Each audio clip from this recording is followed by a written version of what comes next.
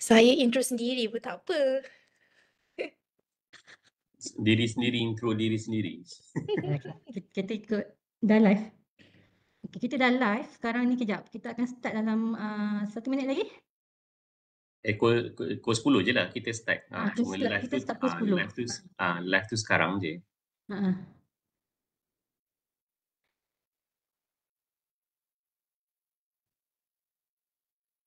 Nampak.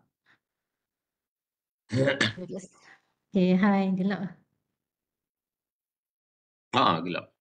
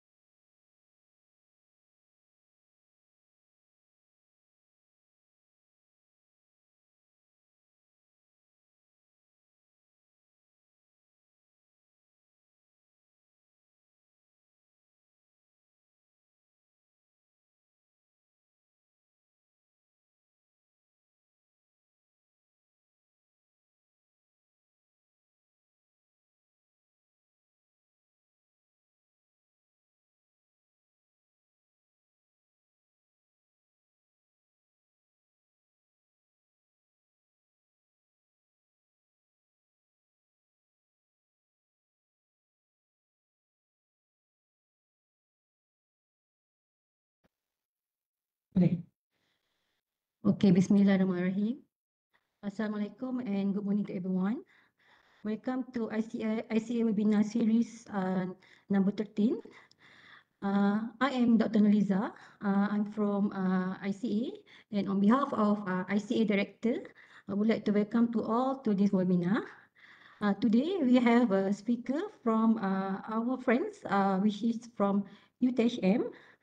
Our speaker is Dr. Saleh Sila. She is an expert in biological science, and she has a PhD from University Malaysia Sarawak. And next, our moderator will be Dr. Nazrin. Dr. Nazrin is our research fellow, and he is a senior lecturer at Faculty of Science, UTM Malaysia, Campus Kudai. And today I'm honored to all of the speaker and the moderator to have this session. And thank you for joining us. And I pass to the floor to Dr. Nazrin. Thank you. Okay, Assalamualaikum warahmatullahi taala wabarakatuh and very good morning everyone. Saya tukar kepada bahasa Melayu lah pula terus sebab presentation kita seterusnya akan dijalankan dalam bahasa Melayu. Jadi Assalamualaikum sekali lagi. Salam sejahtera, salam hari Jumaat, salam madani, salam UTM Sanjungan Bangsa kepada para pendengar kita yang berada di talian Facebook pada masa ini. Jadi saya ucapkan selamat datang sekali lagi kepada tuan-tuan dan puan-puan yang sedang mengikuti webinar siri yang dianjurkan oleh ICA. Jadi ICA itu apa? Kalau mungkin ada tuan-tuan dan puan-puan yang first time bersama dengan kami pada pagi ini, ICA itu adalah Innovation Center in Agri-Technology for Advanced Bioprocessing. Jadi ianya adalah salah satu daripada pusat penyelidikan Universiti Teknologi Malaysia yang berpusat di UTM Campus Pagoh. Jadi pusat penyelidikan ini menjalankan kajian-kajian yang memfokus kepada agri-teknologi dan bioprocessing lah. Jadi bersama dengan kita pada hari ini adalah salah seorang pakar bidang iaitu Dr. Salasiah Muhammad dari Universiti Teknologi Tun Hussein On Malaysia yang akan menyampaikan perkongsian lah pada hari ini, khazanah tersembunyi ahli asli Malaysia, kepelbagaian dan biotinjauan. Okay. Tapi sebelum saya berikan pentas kepada Dr. Salasiah, saya ingin berkongsi sedikitlah latar belakang penyampai kita pada pagi ini. Nama beliau adalah teknologis Dr. Salasiah Muhammad. Okay. Beliau adalah salah seorang pensyarah di Department of Natural Resources and Technology, Faculty of Applied Sciences and Technology di Universiti Tun Hussein On Malaysia, Pagoh Campus, okay, di Campus Pagoh. Beliau memegang sijil PhD di dalam bidang sains tumbuhan dari Universiti Malaysia Sarawak, dan kepakaran beliau di dalam bidang biological science, terutamanya di dalam botani tumbuhan dan systematik tumbuhan. Pada masa ini Dr. Salasiah bergerak secara aktif di dalam penyelidikan yang berkaitan dengan phylogenetics. Phylogenetics itu adalah bidang kajian berkenaan apa orang kata macam susur galur tumbuhan. So manusia ada susur galur, tumbuhan pun ada susur galur mereka yang tersendiri. Okay. Ethnobotanical pengetahuan di dalam ethnobotani, pengetahuan yang dikongsikan secara turun temurun, okay. Dan phytochemical screening di dalam pelbagai tumbuhan Malaysia, tumbuhan herba Malaysia dan spesies Indigofera. Okay. Beliau sudah menerbitkan lebih daripada 25 artikel dan buku, dan beliau bergerak secara aktif juga di dalam beberapa bidang penyelidikan yang lain. Okay. Jadi pada pagi ini kita bersyukurlah Dr. Salasiah dapat meluangkan sedikit masa daripada jadual beliau yang padat untuk bersama-sama berkongsikan ilmu pengetahuan dengan kita pada pagi ini. Okay. Jadi saya rasa Dr. Salasiah dah bersama dengan kita online. Dr. Salasiah? Ya, betul. Boleh. Okay. Alright. Jadi saya serahkan kepada Dr. Salasiah untuk menyampaikan perkongsian beliau yang bertajuk Khazanah Tersembunyi Ahli Asli Malaysia, kepelbagaian dan biotinjauan. Tapi sebelum tu untuk tuan-tuan dan puan-puan yang bersama dengan kita di Facebook, kalau ada sebarang persoalan, boleh saja typekan soalan anda di ruangan chat. Saya sekarang pun sedang tengok juga Facebook ni. So kalau ada apa-apa boleh tanya soalan kat situ dan saya akan sampaikan kepada Dr. Selasia. Dan saya rasa nanti insyaAllah akan dikongsikan link untuk attendance bagi staff UTM. Saya difahamkan akan ada CPD points dan untuk tuan-tuan dan puan yang isikan attendance tersebut insyaAllah akan mendapat sijil kehadiran bagi kehadiran tuan-tuan dan puan dalam sesi webinar pagi ini. Okey, tanpa membuang masa lagi, silakan Dr. Salasia. Okey. Bismillahirrahmanirrahim. Assalamualaikum dan selamat pagi. Terlebih dahulu saya nak mengucapkan ribuan terima kasihlah kepada pihak ICA UTM, Dr. Nazrin, Dr. Noliza atas jemputan untuk satu platform lah untuk saya berkongsi tentang kita punya khazanah biodiversiti negara, khususnya daripada family halia liar atau halia hutan. Jadi saya akan kongsikan sedikit tentang kepelbagaian dan biotinjauan atau bioprospecting, apa yang di pihak UTHM dan UTM telah jalankan. Okey, di slide hadapan ni adalah salah satu contoh spesies yang baru didescribe 2020 daripada Bintulu oleh saya dan saya punya supervisor. Ni adalah contohnya daripada genus Sundamomum corrugatum daripada Bintulu, Sarawak. Ni salah satu hyper endemic species di Malaysia lah contohnya. Nanti kita akan pergi lebih lanjut tentang pelbagai lagi spesies daripada Malaysia dan juga Borneo. Okey. Okey, sedikit latar belakang tentang Universiti Tun Hussein of Malaysia.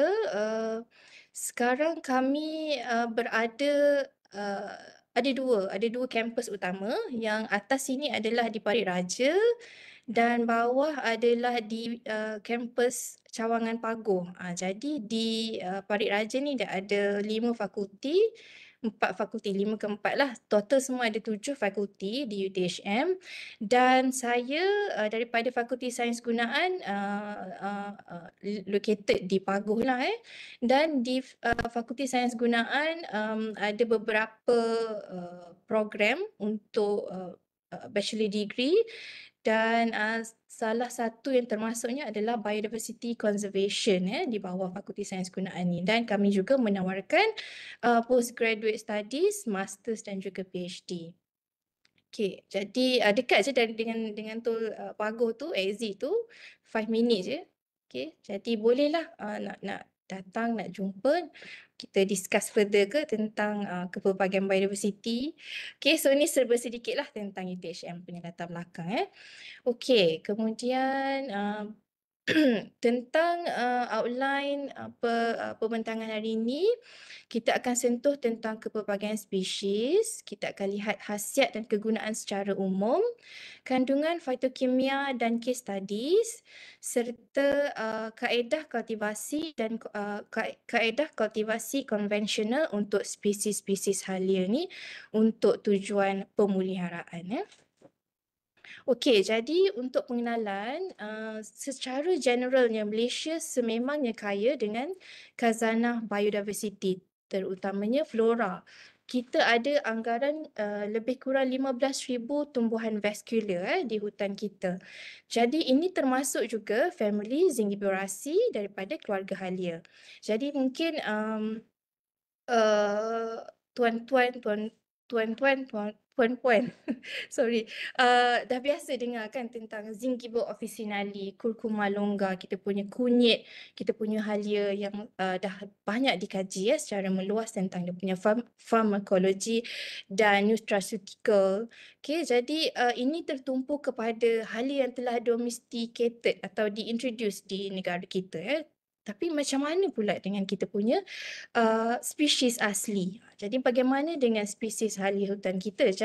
Jadi di situlah tergeraknya dan banyak lagi lah kajian yang dah dijalankan tentang penerokaan fitokimia. Sebabnya kita dah banyak melihat dari segi potensi phytochemical compound sebatian bioaktifnya dah banyak direportkan di jurnal-jurnal. Khususnya banyak report tentang bioactivity in terms of sifat antioksidan, anti radang, anti mikrob, anti kanser dan sebagainya. Okey, jadi dokumentasi untuk beberapa spesies halia juga telah dikumpulkan di dalam Malaysian Herbal Monograph di bawah Kementerian Kesihatan Malaysia dan boleh juga dilawati di website GlobinMed. Jadi dia ada satu compilation yang complete. Tapi ini menjurus kepada halia yang telah umum, yang biasa kita yang gunakan. So bagaimana dengan spesies halia hutan yang asli? So banyak lagi kita perlu explore dan describe. Okey, so kepelbagaian spesies halia kita lihat dulu dari segi klasifikasian. Okey, daripada istilah ICN, International Classification of Nomenclature, kingdomnya adalah kingdom Plantae daripada phylum Streptophyta, subclass Magnolidae, order Zingiberalis. So kalau dilihat daripada diagram ni, daripada order Zingiberalis sebenarnya halia pisang, heliconia, pokok prayer plant, semua ni adalah closely related sebabnya mereka berkongsi dari segi morfologi yang mempunyai rhizome, iaitu underground stem, batang bawah tanah lah. Jadi dia ada creeping atau rhizome yang menjadikan family-family ini closely related. Musaceae is pisang, Lowiaceae, Heliconiaceae, Costaceae atau setawar, dan ada ginger di sini. Jadi itu adalah daripada sudut pengklasifikasian. Dan dari sudut kepelbagaian, as of today, as of 2025, we have about 58 genera atau 58 genus daripada kira-kira 1,900 spesies worldwide. Cuma spesies halia ni dia tertumpu di kawasan ekuator, di kawasan kawasan tropika dan subtropika, di kawasan ekuator daripada Asia, Afrika, Amerika, tapi di kawasan ekuator sahaja. Sebab dia perlukan satu habitat yang lembap, hutan tanah pamah hingga tanah tinggi, atau di hutan sekunda dan tanah jenis sandy loam, dan biasanya di tempat yang sejuk lah, di tepian sungai. Okey, jadi itu sedikit tentang habitat. Jadi yang biasa kita gunakan dan biasa kita dengar adalah jenis lengkuas daripada genus Alpinia. Kita ada kunyit, curcuma, Edlingira, Kantan dan Zingiber halia, true ginger, dan termasuk juga halia bentung. Halia bentung is variety cultivar daripada Zingiber officinale. So semua ni adalah yang common ginger. Dia semua adalah daripada family Zingiberaceae, cuma different genus. Okey, jadi dari sudut konservasi, kita kena lihat bagaimana status setiap genus, setiap spesies ni di dunia. Kita boleh categorizekan sebenarnya di Southeast Asia, Asia Tenggara ni, kita mempunyai spesies yang banyak terancam, spesies yang terancam yang tinggi. Okey, sebab ni termasuk di Kepulauan Borneo, kita ada 96 spesies daripada 20 genus, dan semenanjung Malaysia kita ada 63 spesies yang terancam daripada 13 genus, dan juga Sumatera. Jadi sangat penting dari prospek pemeliharaan untuk kita pelihara spesies-spesies halia asli hutan kita. Jadi ini tertumpu kepada status konservasi yang telah diakses oleh IUCN, badan yang mengclassifying these threatened species berdasarkan dia punya habitat punya status. Jadi bagaimana spesies yang tidak diakses dari sudut IUCN-nya.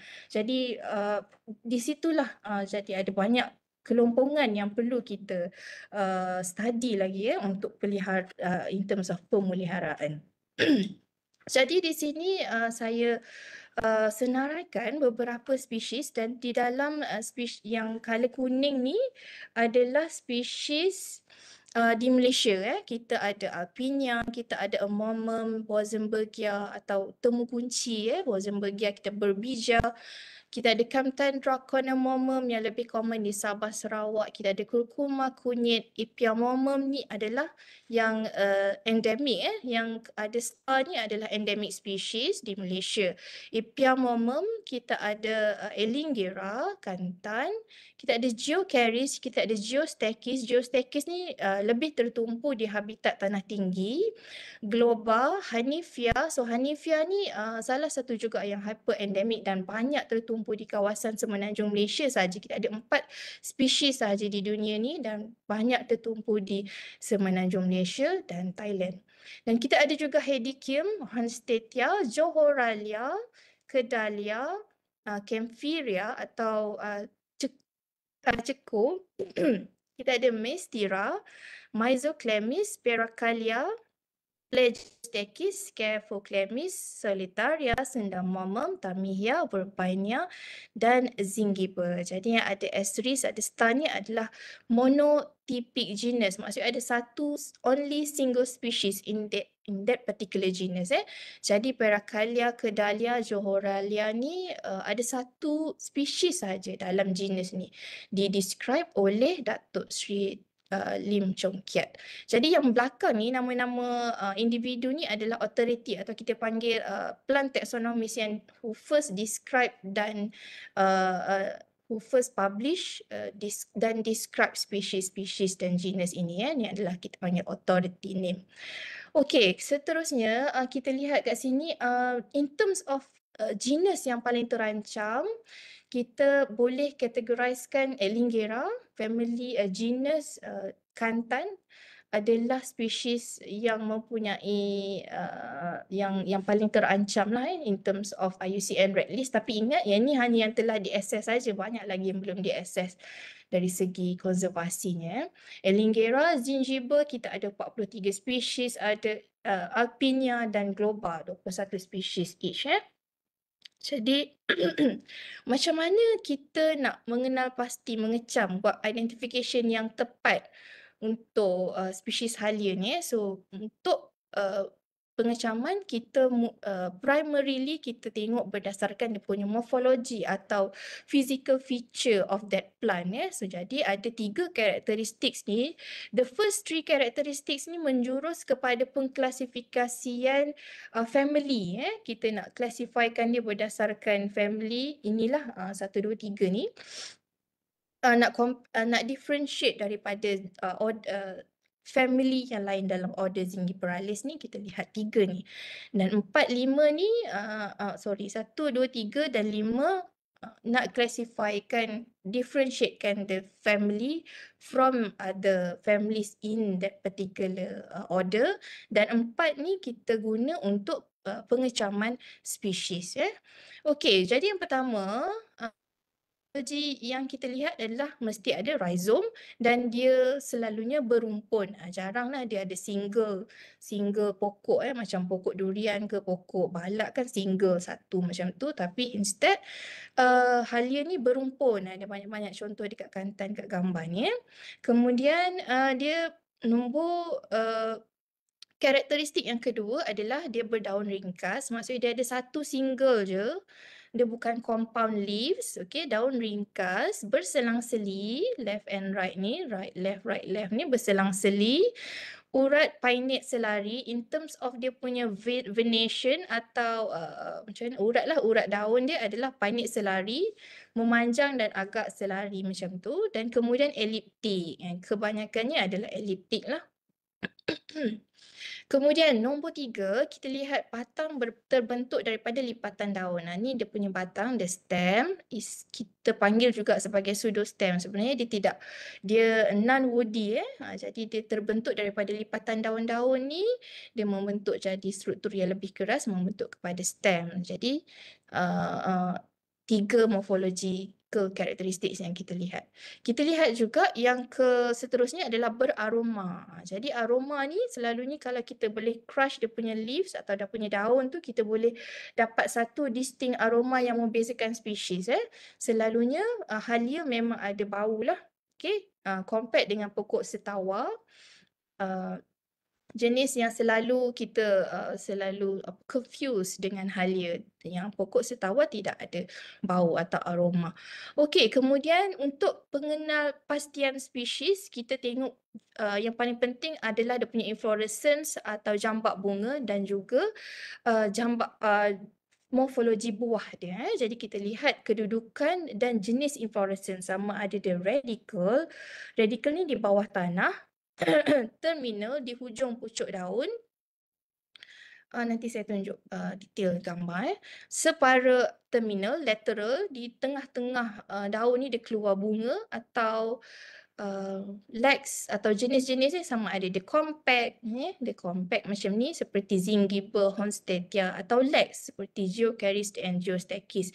Jadi kita kena tunggu bunga ni bunga halia ni keluar, baru kita boleh dapat cam spesies dengan tepat. Jadi kalau berdasarkan vegetative character saja tidak mencukupi, unless memang ada satu device yang boleh check terus DNA dia, then it's okay lah. So far belum ada lagi device yang pergi dekat hutan, you can check terus dia punya DNA. Oh ni apa spesies apa, tapi belum lagi. So first thing first, kita kena tahu dia punya morfologi ni lah untuk mengenal pasti spesies. Okey, seterusnya. Ini hanya soalan sajalah untuk kita nak test. Adakah ini spesies halia? Mungkin nanti boleh jawab dekat chat box tu. Tengok betul-betul macam lebih kurang Zingiber kan. Cuba tengok adakah ini spesies halia atau bukan atau tidak. Okay, jadi kita dah tengok tadi kan macam mana kita nak kelaskan dia punya spesies berdasarkan morfologi tu. Jadi kita tengok screenshot gambar ni, kita identify is this the true ginger atau bukan, daripada spesies, daripada family Zingiberaceae atau bukan. Okey, seterusnya kepelbagaian spesies halia di Malaysia. Ni saya rangkumkan di jenis-jenis lowland dan highland juga. Ni lowland je. Lowland contohnya Fulgens, Elingera fulgens, jenis berbatang Iraq.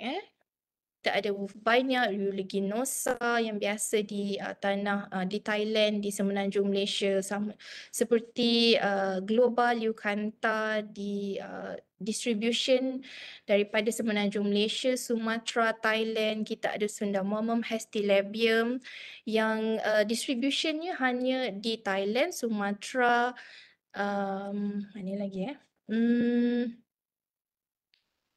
dan di Kepulauan Jawa. Jadi di Borneo tak adalah hestilabium ni. Kita ada Megalokailos dan kita ada Hornstedia leonerus. Okey, ni adalah contoh-contoh kita punya spesies lazim di hutan tanah pamah di semenanjung Malaysia dan juga Sabah Sarawak. Jadi dan juga Elingera coccinea, yang ini biasa kita panggil tepus. Orang Sabah Sarawak dia panggil tepus. Biasa digunakan dia punya stem dia tu untuk dibuat jeruk tuhau. Sebab dia ambil dia punya stem tu, bau stem dia tu seperti koriander, daun ketumbar. Jadi kalau masuk ke hutan tiba-tiba bau ketumbar tu, janganlah terus expect ni ada benda mistik, benda apa masak ni. Tapi sebenarnya is a fragrant or aroma keluarkan daripada tumbuh-tumbuhan ni, dan contohnya Elingera coccinea ni lah bau macam ketumbar. So these are species yang selalunya mengeluarkan aromatic fragrance di hutan. So sebenarnya boleh juga spesies ni, kalau dah biasa boleh tahu spesies apa berdasarkan bau juga. Okey, kita lihat dari segi lebih terperinci in terms of kepelbagaian genusnya. Yang pertama adalah Alpinia. Okey, ni adalah genus terbesar other that dalam family Zingiberraceae ni kita ada lebih kurang 230 spesies, tapi berdasarkan current phylogenetic study, berdasarkan dia punya DNA punya study, ada satu kumpulan ni kita panggil Helwigia dikeluarkan daripada spesies Alpinia ni, dikeluarkan, dia membentuk satu clade genus baru kita panggil Helwigia. Jadi genus Alpinia ni dia dah berkurang lah, kurang daripada 230 sebab dia dah dikeluarkan menjadi form a new different genus berdasarkan morfologi, berdasarkan DNA study. Okey, jadi Alpinia ni dia lebih lazim habitatnya adalah di hutan tanah pamah hingga ke ketinggian sederhana. Dan ketinggian lazim untuk pokok ni adalah kira-kira 1 hingga 3 meter sahaja. Okey, kemudian untuk di Semenanjung Malaysia kita ada merekodkan so far kita ada 21 spesies, dan di Borneo kita ada lebih kurang 20 spesies. Dan macam mana nak tahu, selalunya pokok ni dia punya bunga inflorescence adalah di hujung pucuk daun, di hujung pokok lah. Okey, dia tak pernah berada di dasar pokok atau dekat ground forest floor, tidak. Selalunya terminal, atau ada certain occasion dia berada di lateral atau di tengah batang pokok tu dia keluar bunga. Tapi most commonly dia biasa di terminal lah. Contohnya kita ada spesies Rafflesiana, Aquatica, Azerumbat and Latifrabris. So selain daripada khasiat phytochemicals, semua jenis-jenis daripada halia ni berpotensi sebagai ornamental plants atau tumbuhan hiasan, sebab bunga dia very vibrant in colours. Okey, seterusnya kita ada Bosenbergia punya genus ni, kita biasa panggil Bosenbergia rotunda is temu kunci. Jadi contohnya adalah kita ada Priniana, Plicata, Lamberensis daripada Sarawak. Plicata and Priniana is a common species, quite common in Semenanjung Malaysia, yet the phytochemical studies are very lacking. So in terms of the punya morphological characteristics, genus ni bersaiz kecil je compared daripada Alpinia tadi 1 hingga 3 meter kan, compared kepada Bosenbergia ni hanya kira-kira 20 cm, 20 hingga 30 cm sahaja di lantai hutan. Kemudian inflorescence-nya akan dia keluar dekat tengah-tengah, antara dia daun, antara helaian daun yang satu-satu je keluar ni, dia punya daun ni dia single je, daripada rhizome tu dia naik satu je, selalunya satu. Kemudian commonly dia punya spesies punya bunga color warna putih atau whitish, kekuningan, yellowish dengan ada tumpukan merah. Jadi kalau nampak ni boleh cam ni adalah daripada genus Bosenbergia. Jadi di Semenanjung Malaysia currently kita ada so far dalam lebih kurang 7 spesies, tapi di Sarawak dia punya spesies lebih tinggi. Kita ada dalam lebih kurang 34 spesies, dan semakin banyak fieldwork dilakukan, semakin banyaklah potensi untuk menjumpai spesies yang baru. Okey, seterusnya kita ada genus Elingera atau genus biasa kita panggil kantan. Okey, di Semenanjung Malaysia kita ada 14 spesies. Okey, dan di Borneo kita ada 42 spesies. Kemudian di Sarawak kita ada 32 spesies, dan di Sabah kita ada 30 spesies. Mudah nak kenal kalau ada bunga. Jadi bunga dia paling antara dalam family halia ni, bunga family Elingera, genus Elingera adalah yang paling vibrant in colours, normally in red or yellowish, bright yellow. So morfologi utamanya, dia punya inflorescence adalah radical, ada di tanah atau di tangkai bunga, dan tube stamina ni, staminal tube ni you kena dissect dia punya flower tu, you akan nampak satu karakteristik dia punya stamen ni akan bersambung dengan dia punya labellum. Ni adalah dia punya karakteristik yang penting untuk genus Elingera. Okey, kemudian genus ini berketinggian sehingga 8 meter pokok kantan tu. Kalau dia subur, kita bagi baja ke atau dia memang penuh dapat dekat habitat dia yang betul-betul subur tu, can reach up to 8 meters tall. Okey, dan dia punya rhizome tu menjala boleh sehingga 5 meter jauh dan kita boleh lihat dari segi vegetasi, ligule atau um, apa tu ligule is satu kawasan di bahagian dasar daun ni, dia selalunya ligule dia berbentuk penuh atau entire compared daripada genus lain. Ini adalah macam mana kita nak cam spesies ni. Contoh dia kat sini kita ada Elingera mengai, Brevilabrum, ni kantan biasa kita tengok kan, Elingera elatio, ni adalah buah kantan. Buah kantan pun boleh dimakan juga masam manis. Jadi bunga kantan yang sebelum dia yang dah mekar lah, sebelum yang mekar tu biasanya kita guna dalam masakan. Okey, ni dia punya bunga. Okey, bunga dia seperti merah kekuningan dekat bahagian margin Okey, seterusnya kita ada contoh-contoh untuk spesies Elingera. Elingera megalocheilos, ini diambil di kawasan side daripada Mersing Kota Tinggi. Dari jauh mungkin kita nampak dia macam pokok kantan biasa kan, but you need to look closely at the inflorescence, then it's not, sebenarnya bukan kantan. Kita kena tengok bunga dia. Ni bunga dia.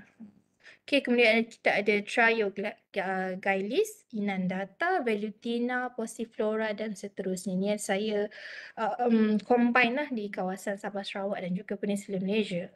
Dan seterusnya kita ada genus Hornstetia. Ini mudah nak kenal kalau ada bunga dia sebab kita boleh cam melalui rhizome. Rhizome dia selalunya ada state root atau kita panggil rhizome tegap. Ada akar sokongan kita panggil akar sokongan ni. Kawasan ni state root. Dan rhizome-nya lebih kasar dan bila you inspect dia punya flowers, akan lihat dia punya permukaan tu lebih kasar atau kita panggil berjaring atau reticulated.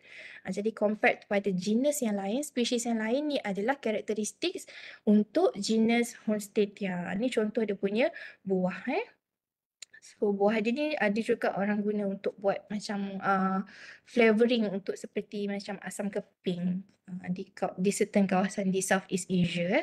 So semenanjung Malaysia kita ada lebih kurang 6 spesies sahaja. Kita ada Hornstetia affinis, Cyphifera, Leonorus, Fusiformis and grandis. Tak banyaklah spesies daripada Hornstetia ni di semenanjung Malaysia. So far kita ada 6 sahaja. Okey, seterusnya adalah spesies genus daripada genus tanah tinggi, Geostachys. Okey, genus tanah tinggi ni, the concentrated hotspotnya adalah di semenanjung Malaysia. Kita ada 15 spesies dan 13-nya dikategorikan sebagai hyper endemic sebab dia di tanah tinggi kan. Jadi they are very restricted in terms of pemilihan habitat Okey, contoh kat sini adalah Geostachys pinangensis, hanya ada di kawasan Bukit Bendera, Penang Hill sahaja di kawasan sekitar, dan lower part of Penang Hill pun memang tak jumpalah di kawasan Penang Hill sahaja. Kemudian kita ada Geostachys elegans. Okay. Dan macam mana kita nak mengecam genus ni, kita boleh lihat dari segi vegetasi. You boleh tengok dia punya daun sangat kita panggil narrow atau sempit dia lebih elliptic sempit compared kepada spesies lain. Kita boleh gunakan gunakan karakteristik ni untuk mengecam spesies Geostachys ini Apa lagi karakter lain seperti bunga kekuningan selalunya the yellowish in color, dan jambak bunga, the inflorescence dia longgar longgar tu apa beza dia? So ni jambak bunga dia macam very tight kan, very dia punya bride ni tersusun rapat-rapat. Compared to Geostachys ni dia berenggang antara satu flower dengan satu flower yang lain, dia berjarak. So that is the characteristics of Geostachys. Okay, kalau pergi highland, so jumpa morphological character sebegini dan kemungkinan itu adalah spesies Geostachys. Okay, seterusnya kita ada genus Globa, genus yang lowland lah, kita boleh dikategorikan sebagai tanah pamah juga. Kita ada lebih kurang Malaysia, kita ada lebih kurang 14 spesies dan karakteristik untuk genus ini you kena tengok dia punya flower. Bila kita tengok flower, inspect closely on the labellum. Labellum tu dia akan bersambung terus dengan bahagian anther. Anther tu untuk pollen, male organ tu. Okey, dia akan membentuk satu jaringan daripada labellum ke stamen tu, dan bila dekat stamen tu dia akan ada satu part yang kita panggil dia punya anther crest tu ada bentuk sama ada ni lah, dia punya segitiga ni sama ada one pair atau two pairs. Contohnya ni adalah two pairs kan, two pair atau one pair kat sini. So ni adalah macam mana kita nak mengecam spesies Globa. Okay, other than dia punya coloration, dia punya morphology. Contoh ni adalah spesies-spesies common di lantai hutan di Peninsula Malaysia. Okey, seterusnya kita ada genus Scaphoclemys yang banyak direkodkan sebagai endemik di semenanjung Malaysia. Contohnya Lanceolata, Endauensis. So by the name, daripada nama tu kita dah boleh dapat agak dari apa dia punya ciri-ciri, dan semestinya dia endemik berasal daripada kawasan hutan di Endau Rompin di Mersing. This is Scaphoclemys endauensis. Kita ada Closei dan Consley yang biasa common di tanah pamah di semenanjung Malaysia. So far kita ada 20 spesies yang direkodkan di semenanjung Malaysia. Macam mana nak identify dia? Melalui inflorescence sama ada terminal, di hujung, dan bunga dia commonly berwarna putih.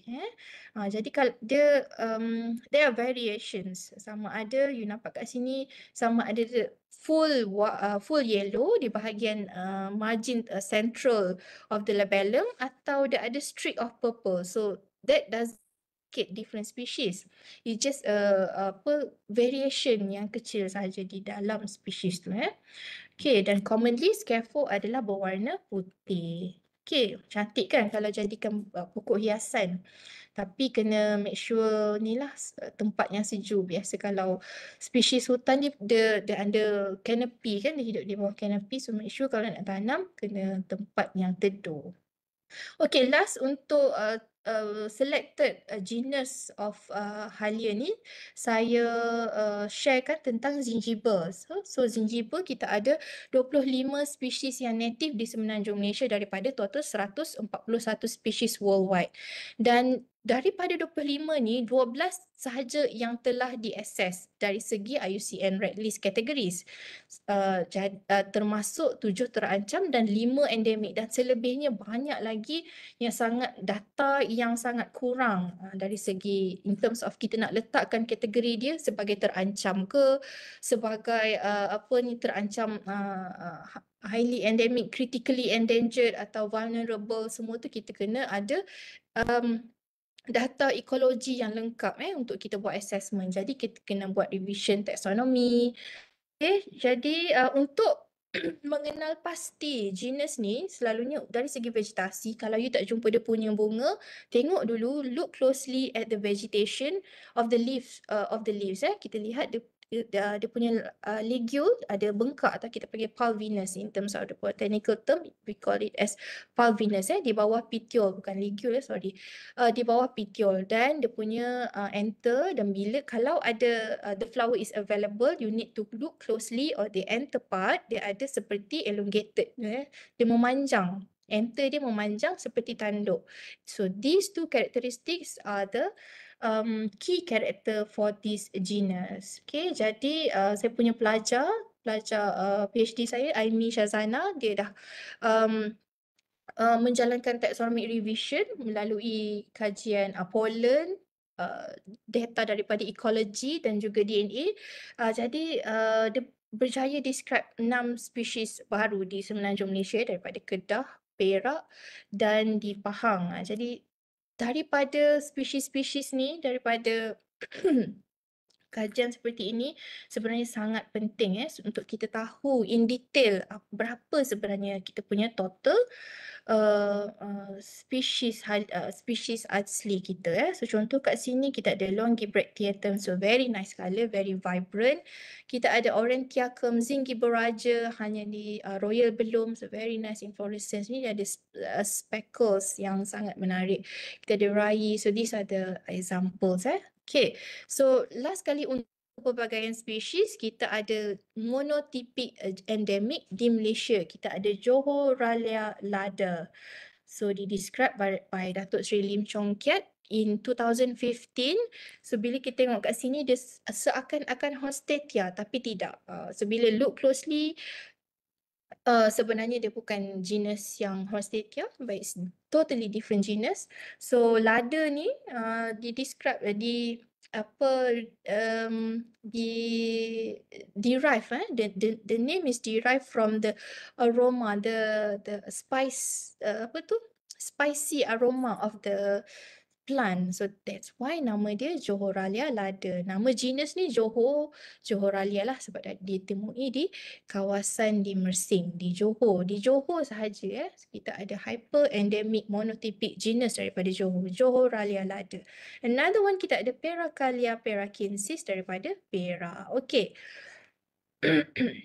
Dan ni antara current and ongoing papers on describing new species, diversity and ecology of wild gingers in Peninsula Malaysia and Sabah Sarawak. Okay, kemudian kita lihat dari segi umum untuk khasiat dan kegunaan. So rasanya semua orang tahulah dia punya khasiat dia banyak dari segi antioksidan, anti-inflammatory, ada sifat antibakterial, antikulat, antidiabetes, anti-jerawat, analgesic, anti-ulcer dan sebagainya.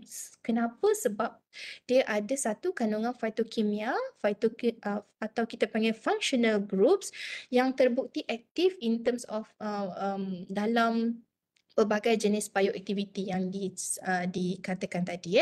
Okey, dan seterusnya dia berpotensi untuk sebagai ornamental plants, mudah ditanam dan dituai hasil kalau kita tahulah cara dia. Nanti kita lihat macam mana kita nak tanam untuk konservasi. Okey, these are untuk kegunaan komersial, semua tahu kan, untuk halia bentung, biasa kita guna untuk makan semua kan.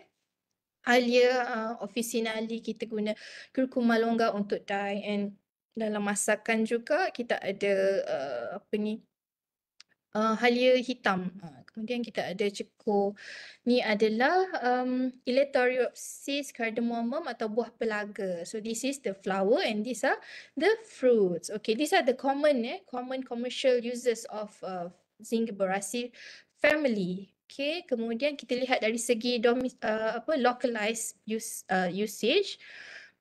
Dari segi perubatan tradisional digunakan spesies-spesies daripada Elingera, Horstetia, curcuma dan seterusnya. Kita ada sebagai sumber minyak pati sebab compound dalam minyak pati atau essential oil tu dia bersifat anti radang, anti-inflammatory.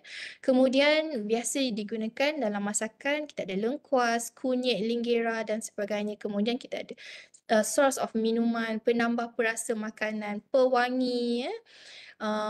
Again daripada dia punya essential oil, kita ada sebagai ejen pewarna, bahan kosmetik untuk cosmeceutical punya industri. This is very good potential. Kemudian digunakan juga untuk upacara ritual dan perayaan, khususnya di Borneo lah, dan khususnya daripada genus Elingera banyak, dan sebagai tumbuhan hiasan. Kita dah lihat tadi kan vibrant colours daripada Alpinia, Bosenbergia, Scaphoclamis, semua cantik-cantik. Tapi tricky part lah sikit sebab kalau kita nak tanam tu dia lain sikit habitat dia kan. Okey, contoh kat sini adalah jeruk tuhau daripada Elingera coccinea tadi yang bau dia macam coriander tu. So orang Sabah, Sarawak biasa guna untuk ni lah, dijadikan jeruk tuhau. Dan ni adalah dia punya, kalau boleh guess lah, this is the stem batang pokok tuhau tu diraut, dibersihkan, digunakan untuk upacara ritual dan untuk keagamaan kaum orang asli di Terengganu. Contoh kat sini adalah Zingiber zerumbet Okay, ni biasa kita ambil dengan dan zingiber, zolumebat dan montanum tak silap saya digunakan untuk conditioner, hair conditioner sebab dia punya brax tu dia akan memerangkap cecair kan, dia lebih kurang sistem macam periuk kera lah. Okay, periuk kera yang sebelum periuk dia terbuka tu dia akan ada satu cecair yang penuh dengan amylase enzim yang baik. Okay, jadi boleh digunakan untuk khasiat perubatan. Dan contoh kat sini juga di dalam masakan dan makanan, ni adalah buah kantan. Ni biasalah kita nampak kantan dalam masakan kan. So these are the local usage of zingiberasi. So kita lihat dari segi phytochemical compound dan case studies. Okay, jadi daripada case analisis yang telah dilakukan antara UTHM, UTM dan Universitas Airlangga, kita dah buat sedikit early stages of bioprospecting lah. Jadi contoh kat sini adalah beberapa essay untuk kita tahu dia punya beberapa testing untuk kita tahu dia punya phenolic, flavonoid and terpenoid compound, dan daripada 7 spesies yang diuji daripada hutan panti Kota Tinggi, Honstetia leonorus daripada bahagian rhizome dan daun daripada Bosenbergia prainiana sangat mempunyai potensi antioksidan yang baik lah. Okay, sebab phenolic and flavonoid ni is a natural source of antioksidan kan. So kita testing dua spesies ni memberikan promising value in terms of antioksidan. Okay, kemudian kita lihat in terms of bioactivity dari segi assay untuk antioksidan dan antidiabetik. In terms of antioksidan, DPPH assay, ABTS dan FRAP assay telah dilakukan dan menunjukkan dua spesies daripada panti hutan panti ini, Bosenbergia plicata and Hestilabium, menunjukkan promising value in terms of antioksidan dan untuk antidiabetik pula daripada spesies Hestilabium ini. Jadi banyak lagi lah boleh dieksplor selepas ini, termasuk dari segi profiling in terms of further profiling using HPLC QTOF dan untuk dan in silico study. So banyak lagi boleh dieksplor. Okay, these are the bioactivity, dan kita lihat juga untuk in terms of minyak pati essential oil daripada kajian daripada Sarawak.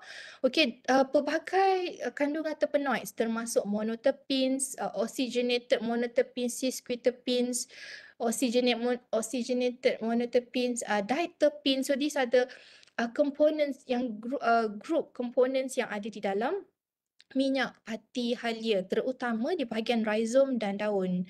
Okay, jadi contohnya kat sini kita ada eucalyptol, linalol daripada leonorus, kita ada camphenols daripada new species, another new species kita ada nerolidyl acetate and cadinol, dan kita ada terpineol, borneol. So this all is actually oxygenated monoterpene and cis-quiterpene. Jadi banyak selalunya combination of this group can boleh memberi efek anti-inflammatory atau anti-radang. Okey, seterusnya. Macam mana in terms of kaedah conventional punya cultivation, kita boleh guna dia punya rhizome. Selalunya kalau daripada hutan tu, dia perlukan kira macam critical point lah. Macam mana kita nak contoh halia liar kan. Kita kena make sure dapat viable atau rhizome yang sihat lah. Yang sihat, yang subur, yang cantik. Sebab kita nak pastikan mata tunas ni berjaya keluar. Kalau dah berjaya keluar mata tunas tu, then it's okay lah untuk kita tanam seterusnya kan. Jadi kena make sure kalau daripada hutan tu selalunya kita wrap dengan wet cloth atau wet cotton lah. Okay. Kemudian so that is the critical point sebab kita nak pastikan rhizome yang berkualiti kita dapat. So kita kalau dah dapat tunas, dah dalam wet environment tu dah keluar tunas, then it's okay. It's good to pindahkan ke tapak semayan atau tanah semayan. Okey, untuk semaian selalunya yang recommended kita letak hanya kokopit. Okey, tapi ni pun macam trial and error jugalah. Ada setengahnya yang biasa yang common kokopit is enough. Tapi kalau untuk daripada halia liar ni ada certainnya kita perlukan tanah asli daripada habitat yang asal tu It's a mixture of kokopit and tanah asal, dan kemudian after 2 to 3 weeks normally depends on species, is species specific kan, up to few weeks lah, ada yang sebulan macam tu kan, makan masa sebulan baru akar tu boleh keluar, dan bila akar tu dah keluar contoh kat sini, dan baru boleh pindah ke tanah medium, contoh dalam pasu ke mana-mana lah. Okey, tanah pasu medium dengan nisbah 3-2-1, topsoil, organik, lengai. So lengai ni contoh macam sekam padi ke, okey. Dan untuk percambahan seterusnya, make sure di bawah jaring hitam atau tempat yang redup. Kalau tak memang dia cepat daun dia akan jadi warna kuning sebab dia macam melecur lah, okey. Dan kena make sure siram dan pembajaan yang baik. Dan seterusnya pembiakan melalui biji benih. So daripada buah tu kita ambil yang segar, daripada yang matured fruit kita semai dalam bekas berisi tanah campur. Dalam few weeks macam tu akan mula bercambah dan kemudian kita kena bagi baja organik lah setiap minggu. Cuma daripada biji benih ni dia akan mengambil masa yang agak lebih panjang berbanding kita ambil straight daripada rhizome. Okey, so kesimpulannya ada 3 main point daripada sharing hari ini. Pemeliharaan dan pemeliharaan sangat penting.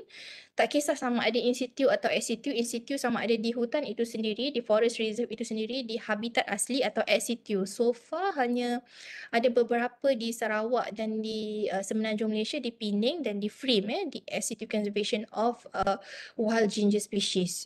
So sangat penting kita kena make sure, sebab setiap spesies ni dia ada banyak potensi phytokompound yang bernilai tinggi yang belum dieksplor lagi kan.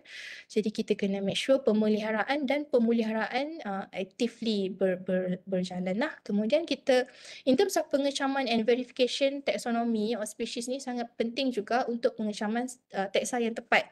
Sebab untuk further downstream penyelidikan dan pembangunan produk nutraceutical ke sangat penting you are using the correct species. Okay. Nak make sure you punya active pharmaceutical ingredient tu kena tepatlah daripada spesies sumber yang betul. Okay. Okay, kemudian last kali adalah pendekatan multidisiplin. So we need to collaborate each of field daripada botani, bioteknologi, bioproses dan sebagainya to strengthen, menambahkan lagi nilai tambah dalam nutraceutical dan pasaran global. Okay, so saya nak lambat. Okay, so saya nak acknowledge these experts and these students yang sangat membantu dari segi kajian halia hutan di Semenanjung Malaysia dan di Malaysia secara keseluruhannya. So these are the important people. Mungkin ada yang tinggal. So ni adalah yang aktif and yang contribute actively and inactively towards this research on wild gingers. So some key takeaways. So what you do makes a difference, and you have to decide what kind of difference you want to make. So just ponder this talk, and okay, persilakan untuk Q&A. So terima kasih di atas peluang untuk platform untuk saya kongsikan pada hari ini. So please mungkin ada untuk sesi Q&A kan. Terima kasih. Okay, terima kasih banyak kepada Dr. Salas atas sesi perkongsian tersebut. Sangat padat dengan ilmu pengetahuan yang baru, yang menarik daripada kepelbagaian spesies halia yang terdapat di Malaysia, bukan setakat halia bara, halia bentung, halia apa lagi yang biasa kita dengar kan, yang biasa kita tengok dekat pasar, tapi seperti mana yang tuan-tuan dan puan-puan dah lihat sebentar tadi, ada saya tak tahu mungkin berpuluh-puluh, beratus-ratus lagi spesies halia yang sebenarnya terdapat di Malaysia ni, cuma dia belum didomesticated lah. Sebab tu kita tak pernah tengok lah dia dekat pasar-pasar.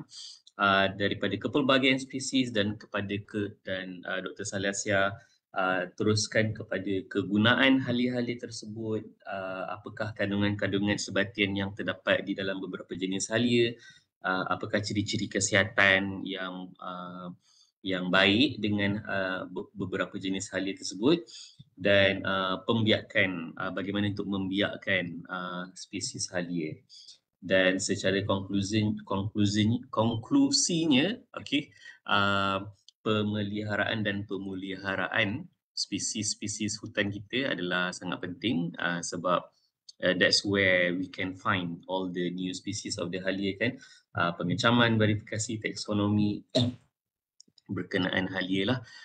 Jadi saya rasa kita boleh teruskan kepada sesi Q&A, iaitu soalan yang pertama daripada Miralis. Doktor, terima kasih atas perkongsian mengenai halia. Nak tanya, adakah sudah ada data chemical profiling yang lengkap untuk semua spesies halia yang dijumpai di hutan di Malaysia? Ada ke chemical profile database yang boleh diakses? So far dekat Malaysia kita ada herbal monograph kan, Malaysian herbal monograph. Tapi kalau kat situ boleh tengok dekat website dia GlobinMed, hanya beberapa spesies halia yang lazim, Zingiber officinale, curcuma yang lazim lah, yang biasa ada direkodkan dari segi traditional knowledge and indigenous knowledge Tapi spesies yang halia, spesies yang liar ni belum ada comprehensive lagi profile punya documentation, sebab dia ada pecah-pecah lah, ada dekat jurnal-jurnal, tapi yang satu hub atau satu station untuk tengok, kita boleh tengok semua phytochemical compound belum ada lagi. Kalau of all these species daripada family ni, hanya beberapa sahajalah tu ada dekat Malaysian Herbal Monograph under GKM punya website. Tu boleh check online. Okey, dan di dalam monograf tersebut tu memang ada senarai phytochemical yang detail lah. Ada, Bukan betul. macam setakat marker-marker sahaja ke, tak, memang detail senarainya. Ada beberapa testing dan ada dia punya reference lah, testing untuk antioxidant, phytochemical yang assay yang common. Dia compilekan daripada ada yang dia run sendiri, beberapa daripada universiti-universiti, dan ada juga daripada compile daripada secondary papers lah. Kat situ ada, kira boleh refer banyak jugalah, tapi yang asli ni belum ada lagi. Okey. So saya rasa dekat situ ada satu gap lah dekat situ yang mungkin kita kena ada a new collections of database untuk compilekan all the related information, chemical profiling, spesies-spesies halia yang ada di hutan kita di Malaysia. Okey, and banyak orang komen berkenaan bunga halia ni, dia cantik, dia boleh jadi bunga hiasan. Dr. Sal, ada komen berkenaan bunga halia? Betul, memang cantik. Kalau pergi dekat hutan kan, tengah penat-penat tu, bila nampak vibrant colours of the flowers tu, memang it can boost your moral, your spirit kan. Memang cantik. Cuma tricky partnya bila nak menanam tu, kena pastikan memang tempat you shady, sebab selalu di bawah kanopi hutan kan. Kena di bawah pokok atau jaring-jaring hitam tu boleh sesuai kalau nak tanam dekat rumah. Sebab kena pastikan medium dan persekitaran yang elok, sebab dia ambil masa untuk dia acclimatize dekat new environment kan. Okay, dan itulah memang certain nurseries, especially di Thailand, banyak lagi spesies yang kita taxonomist tak sempat lagi describe, tapi dia dah jual dekat nursery, sebab dia pandai, dia tahu cara nak menanam dengan betul. Dia dah biasa kan, dia smuggle daripada hutan-hutan, dia jual dekat nursery, sebab dia tahu cara lah. So kena tahu cara nak menanam dengan betul. Tapi boleh je guna yang teknik yang konvensional saya share tadi tu, cuma kena trial and error jugalah, sebab different species requires different habitat, so different type of penanaman cultivation. Yang cantik itulah yang susah nak dapat kan. Okay. Dalam tu. Okay. Mendalam maksudnya. Okay. Just to share dengan tuan-tuan dan puan-puan, saya dengan salah satu kita orang research partner dah lama dah, kenal lama. So bila we both habis pengajian postgraduate, Dr. Salazar UTHM, saya di UTM. Jadi kami banyak collaboration lah dalam topik Halia ni. Jadi once in a while saya follow tim penyelidikan Dr. Salazar masuk ke dalam hutan. Memang nak mencari pokok halia tu di dalam hutan tu dia mencabar. Kalau tak kena habitatnya, kalau kena habitat yang betul dan bergantung pada taburan spesiesnya, memang kadang-kadang tu macam bersepah-sepah certain spesies tu. Dan bila tengok bunga dia tu, betul lah macam Dr. Salazar kata, bila kita finally dapat jumpa spesies halia dalam hutan dan dapat jumpa tengok bunga-bunga dia, memang macam hebat. Dia boleh jadi macam instant relief lah. Terapi bila boleh jadi terapi bila tengok bunga-bunga halia ni. Dia punya kepelbagaian bunga, bentuk bunganya. Okay. Jadi soalan seterusnya daripada Anis Zulaika.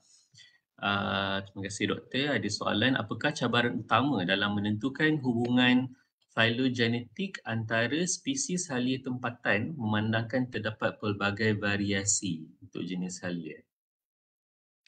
Kalau jenis in terms of nak menentukan variasi tu, dia ada satu dalam region DNA tu kita boleh nampak dia punya perbezaan daripada dalam antara spesies tu dia ada beza dekat satu region itu. So tak macam mana in terms of mencabar tu, sebab kita ada supplemented by dia punya morphology. So kita kena look closely at the morphology, look closely dekat dia punya DNA region, then okay lah kita boleh identify and kita boleh describe further detail. So in terms of cabaran tu okay lah, moderate. Sebab kita boleh bezakan dari segi dia punya DNA structure, DNA sequence tu. Kalau nak tengok dia punya variety.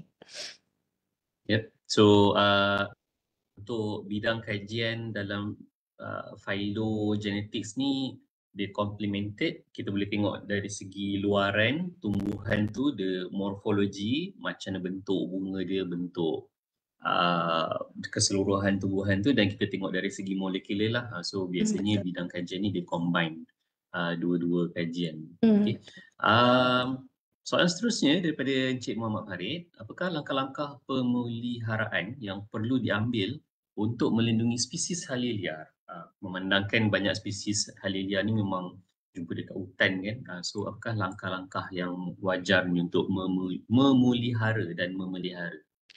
Okay, so selain daripada in situ dan ex situ conservation macam saya kongsikan dekat bahagian kesimpulan tadi, sebenarnya kita punya negara ni kurang daripada segi stesen yang memang khas untuk cultivation of this rare species. Contoh di negara barat, di negara-negara maju, dia punya botanical garden sangat devoted untuk memelihara spesies-spesies liar ni. So dia ada collection of herbarium specimen dan cultivation ex situ yang sangat lengkap dan proper. Jadi kalau dari segi di negara kita ni macam sangat perlulah, sangat kurang sebenarnya, sebab hanya beberapa institusi contohnya yang nampak di frame, cuma mungkin perlu diperkasakan lagi lah. Dan ada juga daripada industri, contohnya daripada Suryana Conservation Botanic Garden ada satu collection of wild ginger, tapi tu kira macam localized lah tempatan kan. Kita kena ada satu hub untuk kebangsaan punya level untuk in situ and untuk ex situ conservation. So kita kena perkasakan lagi lah role of botanic garden kita. Macam tu lah untuk penting ni sebenarnya. Nanti sebab nanti kadang researcher luar atau smuggler dia boleh tanam dekat tempat dia kan, tapi kita sendiri tak ada collection atau living collection sendiri ya. So it's such a waste lah. Betul. Jadi going forward, saya rasa Malaysia memang perlu ada penambahbaikan dari segi botanical conservation tu lah. Kalau biasa kita dengar di UK yang paling famous Kew Botanic Garden dia Betul. punya dia dah lah di UK, negara sejuk yang jarang jumpa matahari, tapi diorang punya collections tu merentas dunia. Pokok-pokok dari segala climate, tropical climate semua boleh pula diorang tak jumpa dekat negara asal, tapi ada pula di Kew Botanical Gardens. Quite Dan unfortunate lah. subur, berbunga, sihat. Tengok tu. I mean like I'm fortunate for the original country where the plants come from. Tapi fortunately lah that's we have at least another botanical gardens doing that effort. But supposedly negara yang where the plants come from tu lah sepatutnya lebih menghargai kan. Okay, jadi seterusnya soalan keempat daripada Divashini Kumar. Terima kasih Doktor. Soalan beliau adalah, apakah cabaran terbesar penyelidik dalam mengekstrak dan mendapatkan hak perlindungan bagi sebatan bioaktif daripada spesies halia zingiberacea yang jarang ditemui atau terancam di Malaysia? Ni soalan kebat. Apa intellectual property, berkaitan intellectual property ni yang saya faham. In terms of extraction, kita boleh sebenarnya extraction dia ada satu method yang established lah kan, yang common. Kita boleh refer ke journal dan mungkin refer kepada pharmacopoeia macam mana extraction untuk herbal kan, herbal extraction, sama ada kita nak guna methanolic ke ethanolic extraction atau water based. Semua tu ada dia punya method atau protokol lah kan yang established. Cuma in terms of perlindungan sebatian bioaktif, yang ni saya belum melalui proses tu lagi. We are doing it kan. Macam ni mungkin Dr. Nazrin boleh komen macam mana in terms of perlindungan bioactive compound. Kalau saya pun tak adalah pakar, tapi yang saya tahu sebatan bioaktif ni kita tak protect, kita tak boleh protect sebab dia adalah natural keadaan secara natural di dalam tumbuhan. Cuma biasanya macam kalau projek penyelidikan, dia akan bila dia mengkaji sebatan bioaktif ni, biasanya dia akan pertama dia nak tahu secara generalnya apakah jenis-jenis bioaktif yang terdapat di dalam spesies halia tersebut, adakah terdapat sebatan bioaktif yang special yang hanya dijumpa dekat dalam tumbuhan tu tapi dalam tumbuhan lain tak jumpa, ataupun mungkin di dalam tumbuhan lain dia ada juga, cumanya dekat dalam spesies halia ni dia tiba-tiba dia tinggi, so dia akan jadi macam karakteristik apa yang kita panggil sebagai marker, penanda ras. Tapi itu semua adalah macam ilmu pengetahuan yang apa orang kata macam perlu diberi akses kepada umum lah, so tidak boleh diprotekkan, tidak boleh diprotek kalau yang saya fahami lah hak perlindungan bagi sebatan bioaktif ni, sebab benda tu dah secara natural keadaannya. Even kalau kita nak register tumbuhan pun sebenarnya macam tak boleh juga kan, sebab dekat Malaysia kita ada undang-undang untuk pendaftaran tumbuhan, tapi undang-undang tu tidak menghalang penyebaran tanaman pokok tersebut, sebab melainkan kalau pokok tu dia macam ni, dia ada proses yang berlainan lah, dia melindungi pokok tumbuhan tu. Tapi kalau tumbuhan tu memang dah tumbuhan yang memang secara asli kita boleh jumpa pun sebenarnya pokok tu, dan sebenarnya kita tak boleh nak kata dia hak milik saya je, orang lain tak boleh tanam, orang lain tak boleh propagate. Itu yang saya faham lah. Betul tak Dr. Salasiah? So kalau macam tumbuhan asli kan selalunya taxonomist akan describe, so kena publish lah, kita kena war-warkan. Ni adalah nama saintifik untuk spesies-spesies baru ni. So itu dari segi macam pendaftaran dia lah untuk international nomenclature tu. Kita kena daftarkan dekat satu jurnal yang establish, untuk war-warkan dia punya nama, then tu kira macam surat beranak untuk dia. Jadi perlu kena ada, setiap spesies tu memang perlu ada. Cuma in terms of macam phytochemical tu hak milik hak milik, betul. So authority tu adalah hak milik siapa yang describe, tapi bukan hak milik lah, hak milik. Dia bukan hak Bahasa. milik orang, dia tak boleh jadi hak milik siapa-siapa Tak, lah. Sebab bukan. benda tu Betul. adalah natural. So tak boleh. Betul. Cuma kalau macam novel compound tu saya tak pasti. Macam ginger roll yang baru, novel daripada spesies tu memang tak boleh didaftarkan. Saya tanya balik pula. Saya rasa ni mungkin kita kena buat webinar topik yang berlainan. Boleh. Kita panggil Next kita webinar. panggil pakar dalam bidangnya. Betul. Okey. So take note sekretari ICA mungkin kepada webinar seterusnya. Okey, jadi mungkin Puan Dibashini Kumar mungkin boleh watch out lah for the next tajuk webinar yang berkaitan, insyaAllah. Soalan tambahan daripada Encik Muhammad Farid.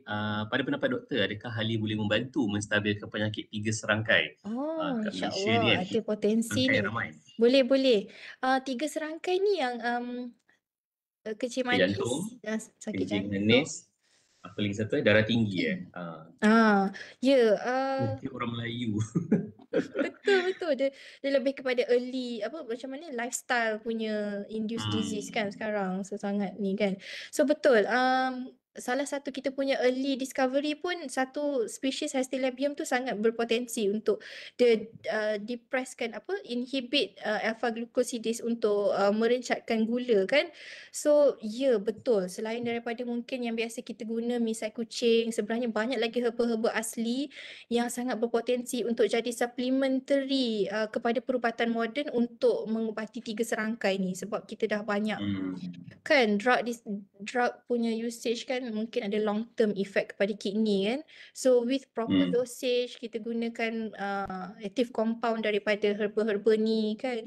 So sebenarnya ada potensi untuk mengubati 3 serangkai punya penyakit ni. So ni baru satu spesies. So mungkin kita combine dengan spesies lain dengan compound yang lebih boleh enhance, so mungkin kita akan dapat lagi compound yang lagi best dan effect bioactivity yang lebih baik ke kan. So jawapan betul.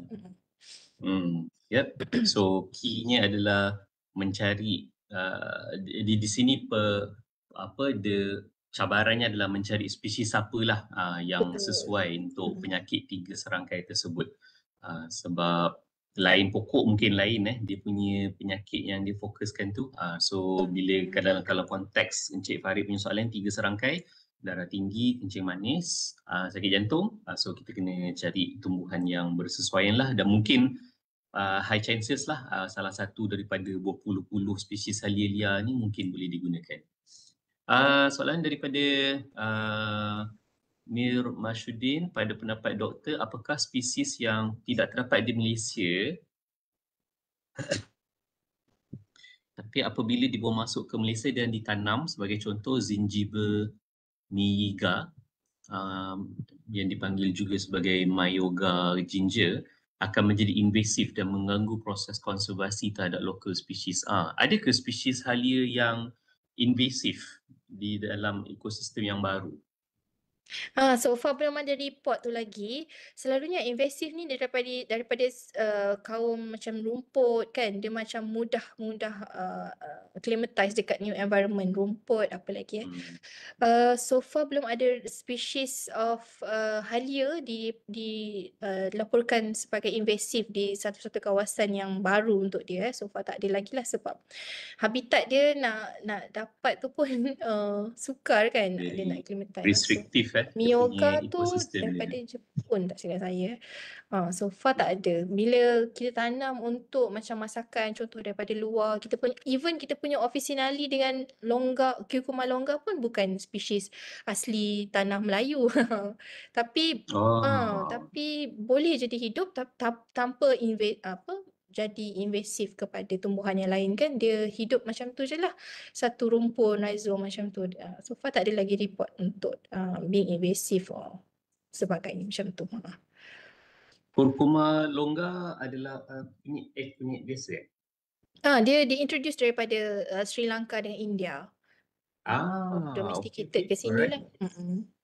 Okay, ilmu pengetahuan baru. So kunyit yang bila kita makan tanam dekat belakang-belakang rumah tu, okay, bukan asalnya daripada Malaysia. Okay, tuan-tuan Tapi puan dah daripada lama lah Sri kan. Lanka. Betul. Dah Lama lama lah. dah diintroduce dari mungkin zaman Melaka dulu ke kan. Kesultanan Melaka dulu. Sebab So dah climate lama. Sri Lanka sini pun sama kan. So Yes, tumbuhan dia boleh juga. Okay, soalan seterusnya daripada Mirma Syurin juga. Terima kasih atas perkongsian ilmu yang sangat bermanfaat tentang ziniberasi. Pada pendapat doktor, adakah spesies ini dah. Oh sorry, ini dah sama dengan tadi. Kasih Puteri Alia. Okay, soalan seterusnya pada Kasih Puteri Alia. Terima kasih doktor, bagaimana kolaborasi multidisiplin? Tinggi soalan ni Okay, antara botani, bioteknologi dan nutraceutical dapat mempercepatkan inovasi produk halia. Okey. Ni kebat lagi lah ni. Okey. Dia Ya. macam ni. Interdisciplinary, contoh daripada beginning kan, daripada fasa pertama, kita nak dapatkan dia punya raw material dulu kan. So kita kena make sure identification of the species is correct. Jadi kita perlukan kepakaran botani. Contoh macam saya lah, saya dari menyumbang kepakaran dari segi botani. Kemudian kita perlukan untuk phytochemical screening, kita perlukan biologist and chemist. Kat situ Dr. Nazrin.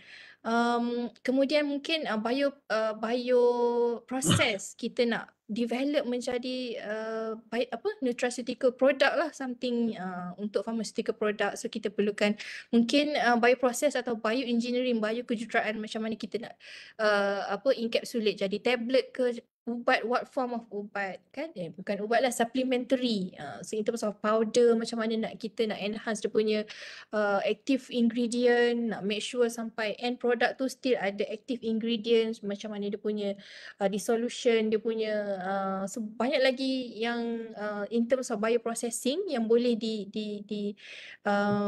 macam mana digabungkan untuk membentuk satu end product tu. So a chain of stage tu, setiap stage tu memerlukan kepakaran yang berbeza. So that is multidisciplinary punya approach lah.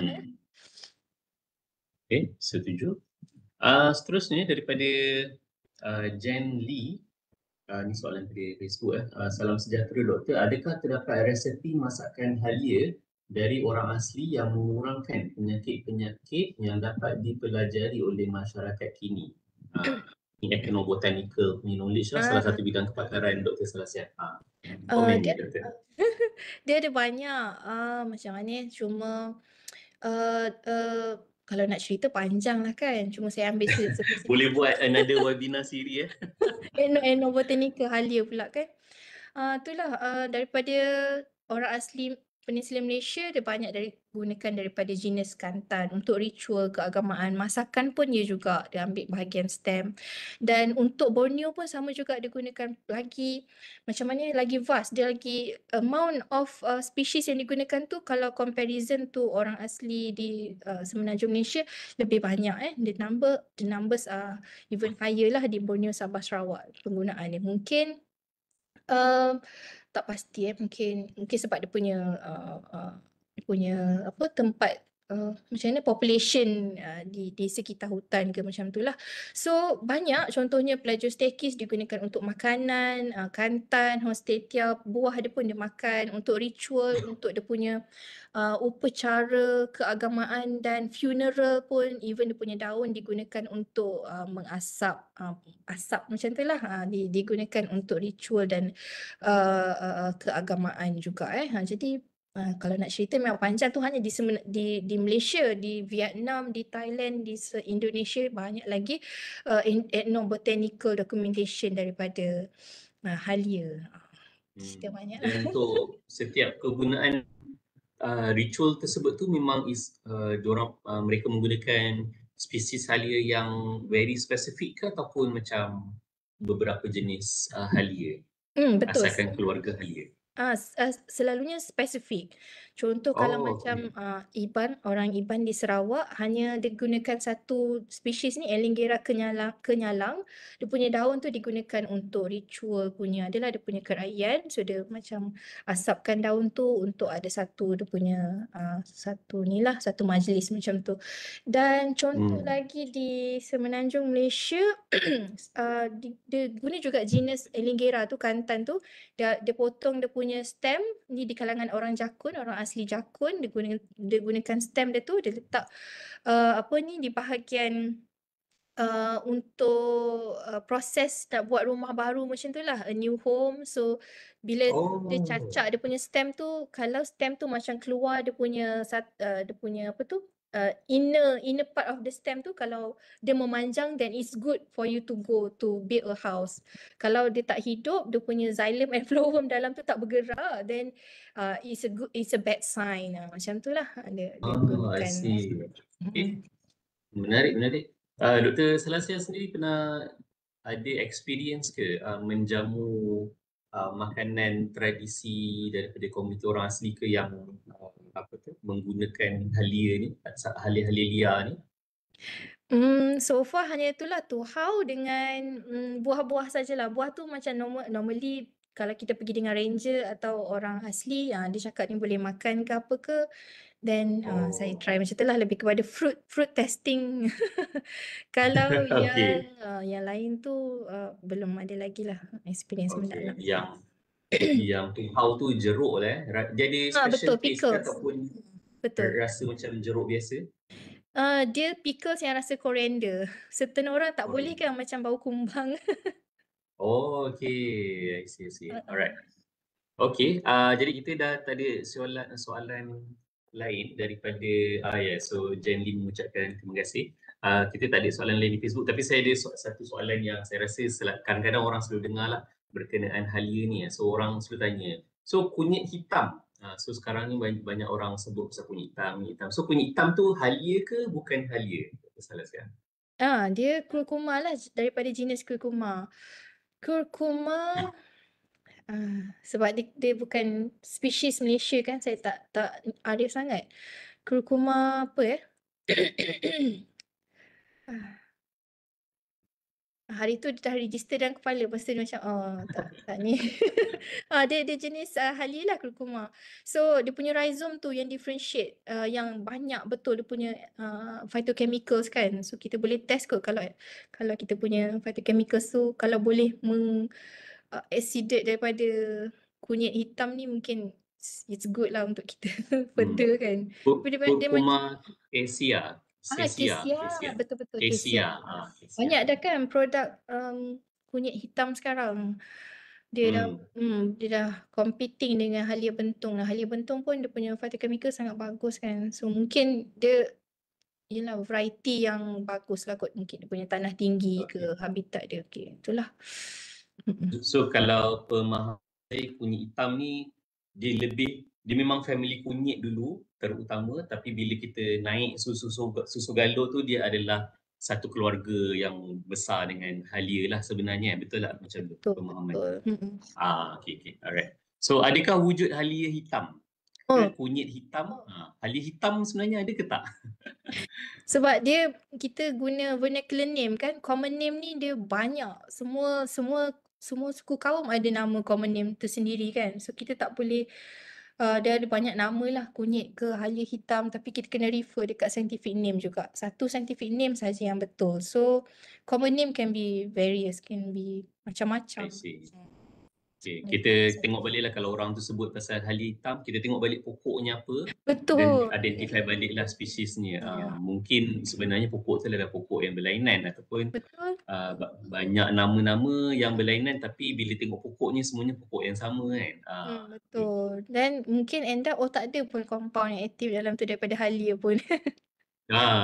Penting lah kita check. Alright, okay. Jadi kita dah di penghujungnya, tapi saya rasa berbalik kepada soalan daripada Dr. Salasia ni. Saya nak sebut Dr. Halia. Dr. Salasia berkenaan spesies halia ni. Ada komen. Okey, jawapan cuba jaya gambar pokok daripada pandangan mata kasar. Ada pendengar ni menjawab pokok setawar halia ataupun Hmm. pokok bunga gincu dalam kurungan Hmm. Costus woodsoni ornamental Woodson plants, iaitu bunga yang boleh dimakan. Dulu depan lab my cook, di UTM lah, di UTM Pagu ada banyak, tapi dia bukan daripada Zingiberaceae species. Oh betul So, lengkap. tapi dekat Facebook tadi saya perasan lah ada beberapa pendengar yang cuba juga menjawab. Jawapan mereka adalah ya. Ini adalah spesies halia. So, apa jawapan sebenarnya, Doktor? Jawapan sebenarnya walaupun nama dia setawar halia tapi dia bukan daripada family Zingiberaceae. Bukan.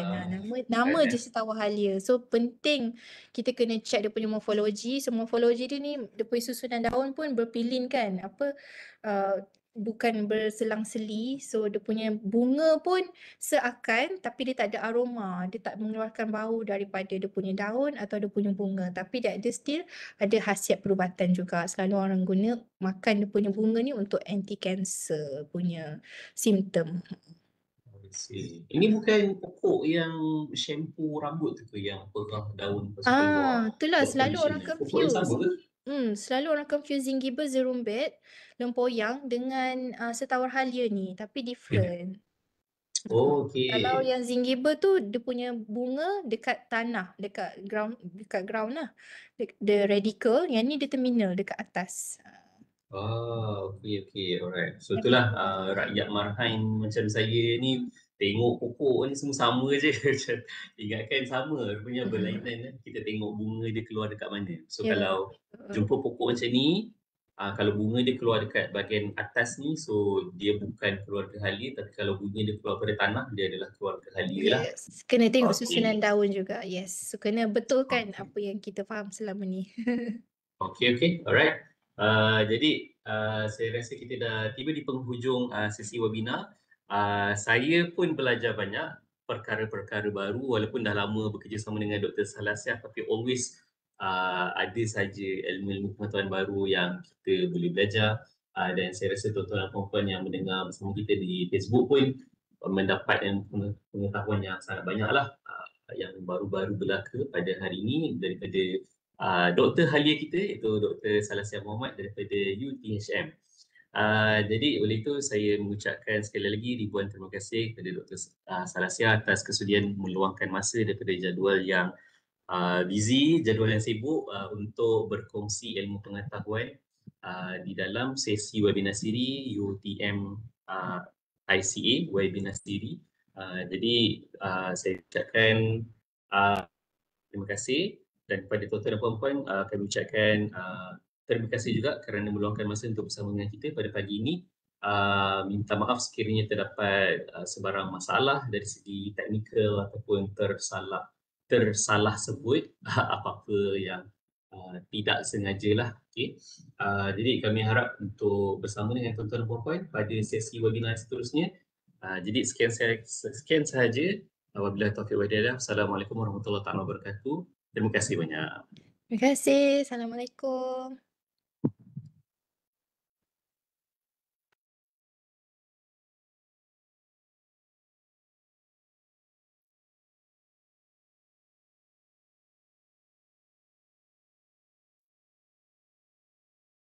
Terima kasih doktor. Kejap.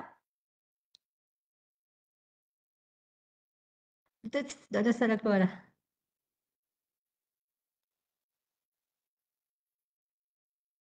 Boleh on ni tak? Kamera. Kejap.